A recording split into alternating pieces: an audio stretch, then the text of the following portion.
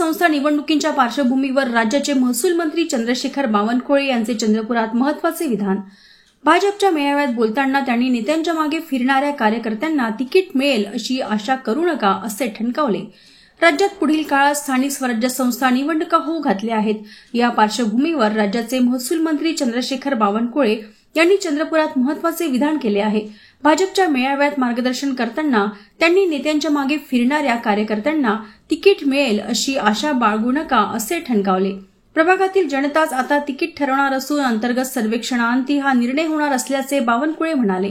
चंद्रपुरात आमदार मुनगंटीवार आणि आमदार जोरगेवार या भाजपच्या दोन तंबूत सुरू असलेल्या तुफान गटबाजीनंतर बावनकुळे यांचे विधान महत्त्वाचे मानले जात आहे।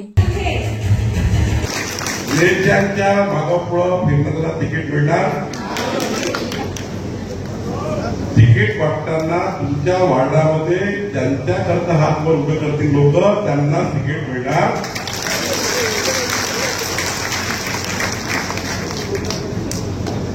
ना जोरगेवारच्याकडे तिकीट आहे ना बावनकुळेकडे तिकीट आहे। नंसराज भैयाकडे नाही आणि कुणाकडे नाही।